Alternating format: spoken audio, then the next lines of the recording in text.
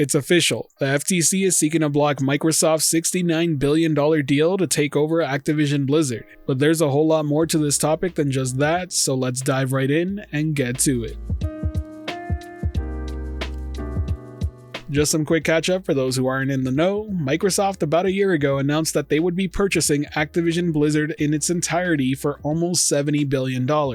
That's $95 per share, an absolute ton of money, making it not only one of the biggest acquisitions in gaming, but one of the biggest acquisitions in general. Obviously, with an acquisition of this size, it was bound to be scrutinized by some regulators around the world. And while some markets like Saudi Arabia, Brazil, and Serbia have passed the deal and are okay with it, the big three are the ones that remain, and those are the ones that are really going to be able to block this from happening. And that's the FTC, which represents the United States, the CMA, which represents the UK, and the EC, which represents the rest of Europe. These are the major markets for the console space, and not being okayed in any of them would be a big deal. So while this purchase was announced way back in January, that doesn't actually mean the deal itself had closed. Now, one thing you should know for context is that if this deal doesn't go through, Microsoft has agreed to pay Activision Blizzard between $2 to $3 billion for the time.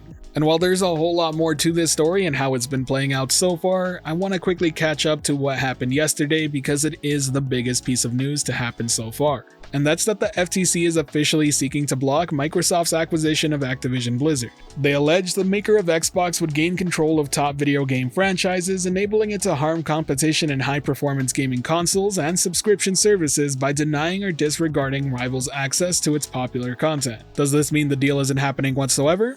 Absolutely not. It's pretty much a roadblock, and Microsoft now has to decide whether or not they want to fight it in court. But it is a roadblock, which means it will take time to even get there, and they still haven't gotten the approval of the other two major markets that they really need. Not to mention, besides time, it'll also cost plenty of money as well. Now, whether or not you agree with the ruling, I need to highlight one particular reason that's getting a ton of attention online right now. And that's point 12 on page 4 that states the following. Microsoft's past conduct provides a preview of the combined firm's likely plans if it consummates the proposed acquisition despite any assurances the company may offer regarding its plans. In March 2021, Microsoft acquired ZeniMax Media Incorporated, the parent company of the well-known game developer and publisher Bethesda Softworks. Microsoft assured the European Commission during its antitrust review of the ZeniMax purchase that Microsoft would not have the incentive to withhold ZeniMax titles from rival consoles. But shortly after the EC cleared the transaction, Microsoft made public its decision to make several of the newly acquired ZeniMax titles, including Starfield, Redfall, and the Elder Scrolls 6 Microsoft exclusives. Now, it's important that I point out that this is only one point that the FTC brought up against the deal going through, but there are several others. That said, this point in particular has been responded to by the EC, and that's led to a whole other can of worms opening up. And this has led to a lot of articles being written today stating that the EC is pretty much telling the FTC they're wrong. That's not actually the case, and I need to clarify it. The FTC stated that Microsoft assured the EU would have no incentive to make ZeniMax titles exclusives. The statement today from the EC stated that Microsoft didn't make any commitments to EU regulators not to release Xbox exclusive content. Those are two separate things, and both can be correct at the same time. Don't believe me? Then look up @HoagLaw on Twitter. He's a business lawyer who's been covering this subject since it started and has self-admittedly even posted that he's been very critical of the FTC's overall thesis on the case, but doesn't believe that either are lying here. At the end of the day, this is still an evolving case, and it's going to continue to evolve as more things come out and more decisions get made by other regulators. I really can't tell you what's going to happen, and the reality is that nobody really can.